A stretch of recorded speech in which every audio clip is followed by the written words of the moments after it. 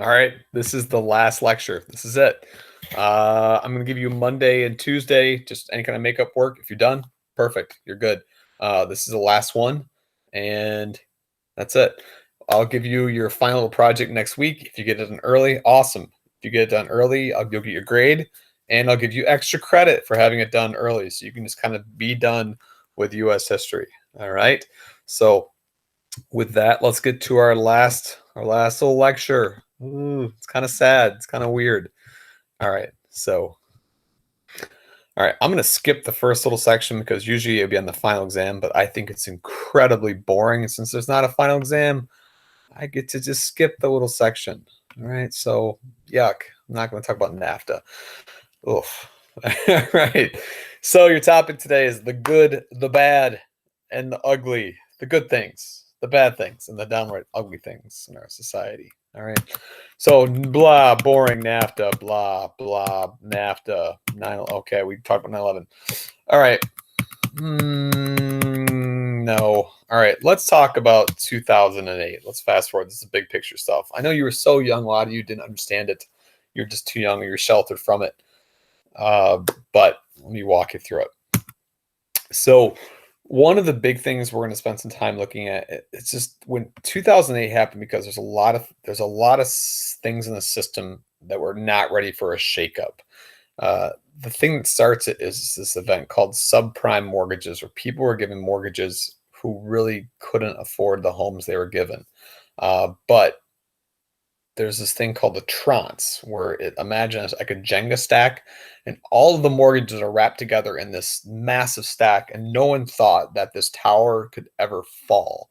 And as people started to fold on their mortgages, eventually the entire American system of the mortgage system eventually crashed.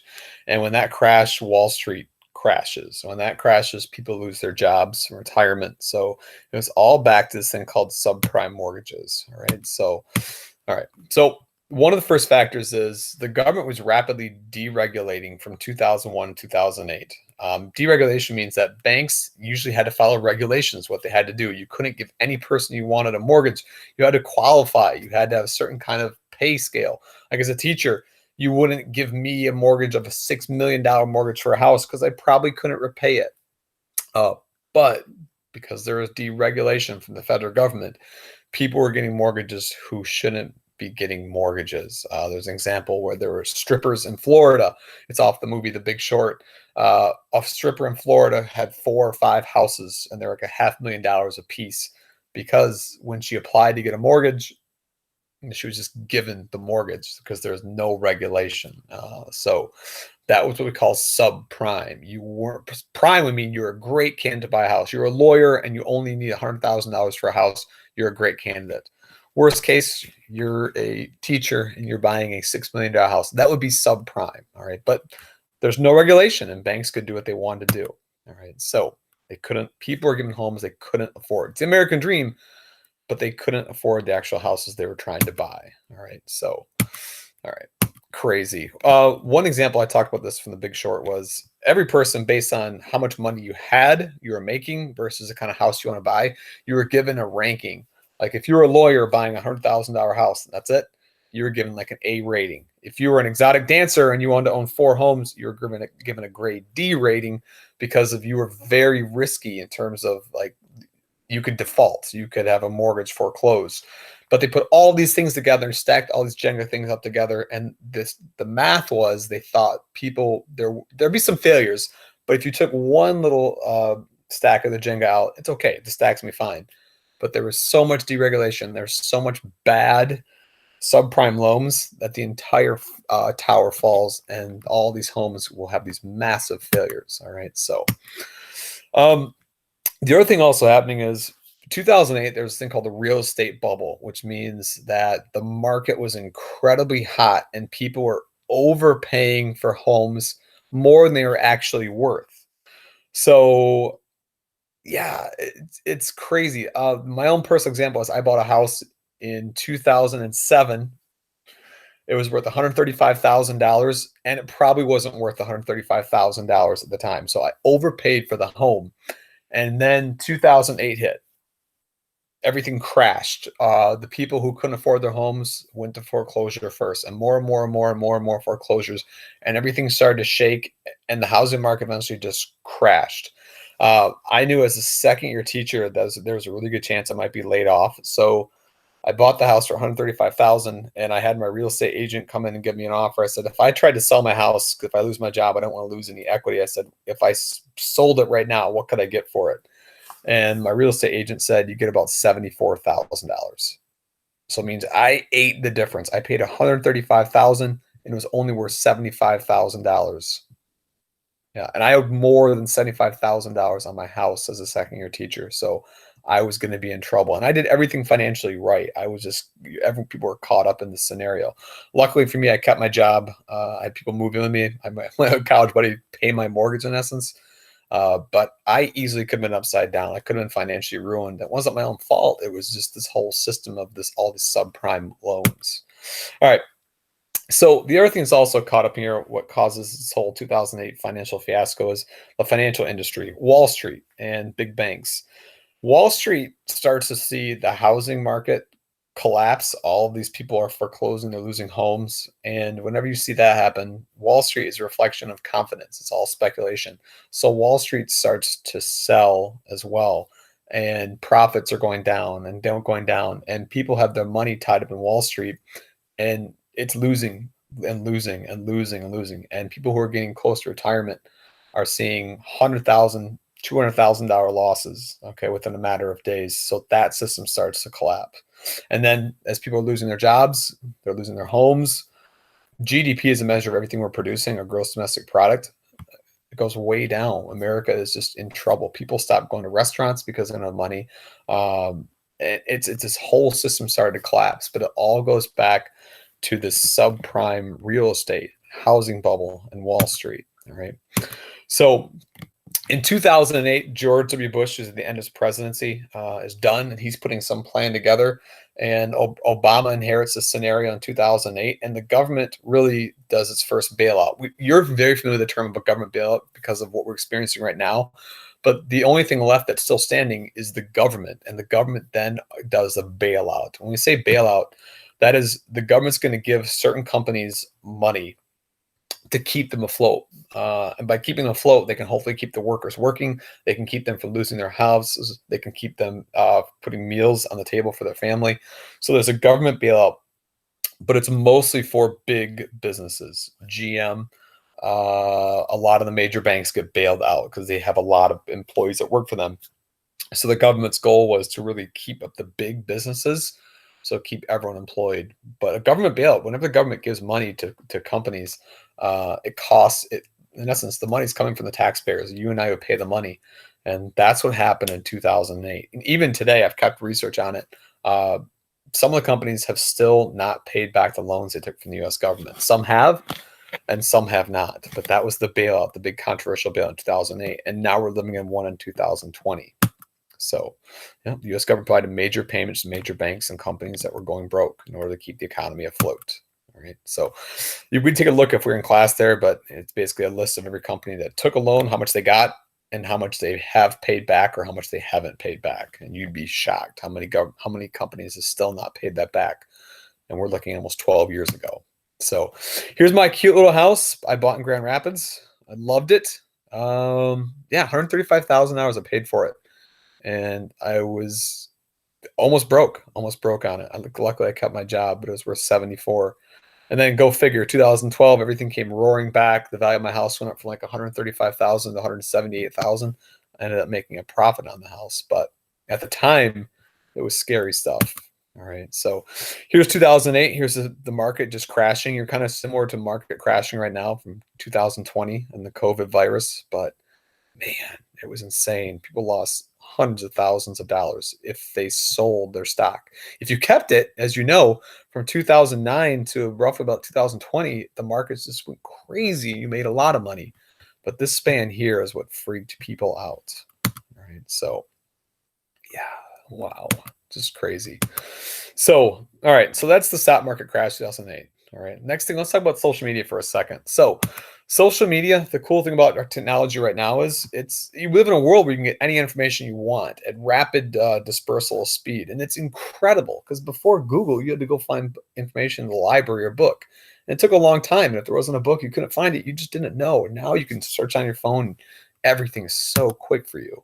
And I think about the civil rights. Back in the day, they had to pick up a phone, organize. In this day and age, you get on your cell phone, you do an event, and you've got hundreds of thousands of people potentially informed about a meeting if they want to. So that's awesome. I mean, it allows us to mobilize and dispense information at an incredibly quick pace. It's awesome.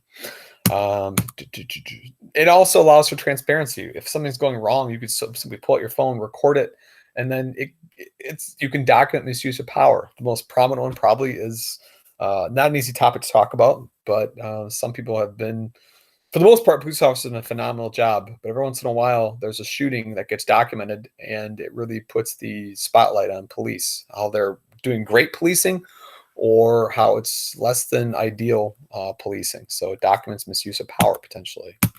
All right, so police shootings and questionable use of force, it's cool use of technology. Now, for the most part, police officers do a phenomenal job. Phenomenal, but every once in a while, there's a scenario that kind of it unfolds, and it's powerful. All right, social media, the bad side, political division. You go talk to your parents or grandparents; they're crazy with this stuff. It's incredibly divisive. Facebook battles, whatever. And misinformation is just rot. All right, it's just disgusting. All right. Well, other things we know about social media, the platforms too. It's false vinification. You make yourself look amazing, and your real life's not really like that. But you only put the best things on Facebook or whatever. It's crazy, and all the research saying that social media is as powerful as alcohol and sex in terms of dopamine release in your brain. So when you fire up your Twitter or your TikTok, it's powerful. It gives you an incredible sense of power. But you also lack face-to-face interaction, and it creates a world that you're living in this fictitious world, not the real world. So the bad, it's definitely there. Ugly stuff too. What we're seeing right now, when we're studying, like who is doing all this stuff online that's kind of nasty. For the most part, it's the youth. Social media is being used as a platform for online bullying. People who are predominantly poor are also seen too, and they're probably jaded with society. It's a way to get back. And we're also seeing the elderly. And what they're doing is they really are getting this thing called an echo chamber. An echo chamber is where once a computer like system has figured out what you like, if you're a Republican or a Democrat or a communist, or once you click on certain things, it'll tailor, you'll get new information constantly from that stream. And in echo chamber, really, you're just constantly hearing the same things, reinforcing what you think is right. You're not getting different opinions. You're getting fed information that's exactly the same. It's reinforcing you. And you somehow are now believing that is correct. All right. It's called confirmation bias. All right. So, and fake news is allowed to reinforce this. If you hate Donald Trump, you'll constantly get a stream of information that makes you that patterns that it's kind of negative towards Donald Trump, and vice versa. If you hate Joe Biden, you're going to get a bunch of stuff that is constantly feeding this idea that Joe Biden's a terrible potential president. So it's algorithms in the software. All right. So fake news is huge. It drives website traffic. Whenever you click it, you share it, it creates ad revenue. It's insane. But the more creative, the more big the lie, the more clicks it gets, and the more clicks it gets, that drives internet revenue. So you've really got to push back on these things that unfortunately your parents are pushing online. They don't have your credibility skills to look at what's a credible site or not. They'll see something, repost it. I think of right now that thing going around, that YouTube video has been pulled down all the time. Plandemic, is that it? Yeah, that's a perfect example of fake information being out there that gets driving a bunch of revenue to that particular user. So this it's insane, and all this stuff is it's sensational. And it's like yellow journalism. You think back to like U.S. History 8. The more crazy the headline, the more likely you are to click it. Whenever you click it, that's ad revenue for the person there. All right, social media, the bad, cyberbullying, it's there. Body shaming, yeah, fake news. You don't know what's real and not. I can't stand fake news. I just despise it. As a history teacher, I'm always looking for sources when I see stuff. Oh, it drives me insane. Right. Uh, a terrible example of fake news gone wrong. There was this thing a few years ago where they thought it stemmed from a very right wing news organization, and they thought that Hillary Clinton was abducting children for sex rings out of this pizza parlor in Washington, D.C. So people had clicked on it. They actually started believing it was real. So one guy showed up armed at this pizza parlor to take down the sex traffic of little kids, which wasn't really true at all. Uh, it was a terrible event. The guy ended up getting arrested for it, all because you got to be careful you're getting this information from Pizzagate. Go figure. All right. Social media, depression and addiction to it. Yeah, when you someone else's world is incredible, it looks like, and you don't have that, or you don't get as many likes, that's real. Even adults, I think, are don't know how to manage their time on social media as well.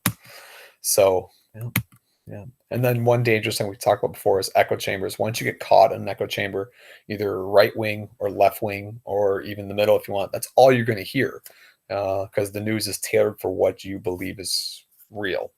So it's be careful. That's why school is so important. That face-to-face conversations is to hear other people's opinions, not just hearing one that constantly reinforces your own view. All right, so it's crazy. All right, so here's the Pizzagate one. This guy came in armed to try to flee these kids from this illegal sex shop. Yeah, go figure. Pizzagate. All right. And then one thing we found in the 2016 election was that here's the mainstream news, its views, and fake news. There was actually more fake news out there in the news cycle of 2016 than there was real news clicked links. So the ugly. All right, I'll make this kind of simple for you. All right. So what we're starting to see right now, you can just go to the bottom, is politics has become really polarized. When I say that is, back in the 90s, most Americans identified in the middle. They could be a Republican or Democrat. They can kind of see both perspectives, liberal or conservative. And what we're really seeing is people moving to opposite ends. Liberals becoming much more liberalized, conservatives being much more traditional and conservative. But the gap between the two is really emerging from the left and the right. And it's rare to find individuals who are willing to meet in the middle. And that's just what we're seeing there. Part of this probably goes back in the day. I mean, you had ABC, CBS, NBC, and your local radio, and they had this thing called the Fairness Doctrine up top here, where they had to cover both sides, Republican side, the Democrat side, equally, about 50-50 in terms of volume. And that's what was expected.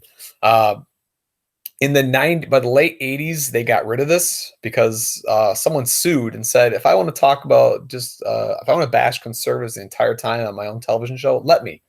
If I want to bash Democrats and Republicans the entire time or whatever, let me. And that's what you started to see. In the 80s, you had the 50-50 gap is just done. So people could go on their own shows and just bash one side the entire time. And it made huge. So people who like bashing Democrats, the viewers tuned into that person. And all they did for an hour was bash Democrats. And if you want to bash Republicans, that person just bashed Republicans for an entire hour. And a really good example of that is you turn on Fox News, they're going to bash Democrats the entire hour for the most part. You turn on CNN, they're going to bash Republicans for an entire hour. And it drives huge amounts of ad revenue. And people who are liberals tend to go to CNN. People who are Republicans tend to go to Fox News. But you're not really hearing both sides equally. You're hearing one side getting a favorable outcome. So, yeah, just crazy stuff. Just insane time. Occupy Democrats are rampant with misinformation. And that's why I see that here's a feed for them. Sean Hannity, he's most of the time he's not mostly true, half true, mostly false information. Here's a breakdown of what he's actually saying. So Republicans are lying. Democrat websites are lying. So you've just got to listen to both sides and do your own research. Here's a good example of just crazy. Alex Jones. Yeah, that's the world you live in. There's no longer ABC, CBS, and NBC. You've got the Alex Jones internet people of today. So this was kind of cool. I saw it many years ago, and I kind of taped up and put on a refrigerator.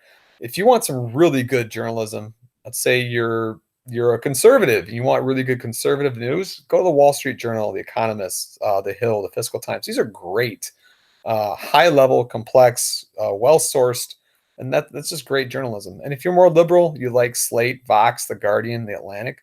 Skews liberal, but they're good sources of journalism. Here's stuff kind of more simplistic, but right down the middle. NPR, BBC, Washington Post, Reuters. These are great. All right. And then here's the kind of skewed side. Here's where Democrats kind of go, liberals tend to go. MSNBC, Huffington Post, much more liberal, a little less journalistic standards. And this is the crazy stuff you should try to steer clear of. Occupy Democrats, Natural News, a lot of clickbait. And then over here for the conservative Republican side, you get InfoWars, The Blaze, Breitbart. Yeah. So, yep. Sources. It's critically important. All right. And then the scary thing is we're starting to see other countries, foreign countries, are really involved in trying to skew our information, trying to get us using social media way to manipulate how we think. Russia spent an ungodly amount of money to really go after both sides. It wasn't just Republicans or Democrats, or Republican and or Democrat. It was both. So they tried to cause people, Americans, to really get mad about certain topics. Colin Kaepernick was one thing they seized upon. Black Lives Matter. Confederate monuments being taken down. Anything that would tick off Americans and turn each other against each other, that's what they use. So they're using all these things that may look like they're American, but they're really nothing more than a Russian troll farm. And these are all screenshots that were released by the U.S. investigation into Russia in our 2016 election. So very sneaky. This one here, anti-Muslim, anti-immigrant, and it was all coming from Russia just to divide Americans online. So not a bad idea. Check things out, source them, look for legit sources. You guys are much better at this than your parents, so please train your parents how to look up good sourcing. And remember, in the end here, we're all Americans. We vote. We're more unified. We should be more unified than divided. Let's keep it that way. All right. It's okay to disagree, but let's just respect each other. Civility should be brought back, and I hope your generation can do it. And my last little thing to you as people, as my students, whatever you are, be a good one. Whatever you become, just be a good one. All right. So saying goodbye to some of you. It's goodbye. I've had you for 2 years. Some of you, I wish I got to know you longer. You have Mr. G and all, but all right. That's it. That's your last little lecture. Take a look at it. There'll be a quick little quiz online Friday, and then your last little topic. All right.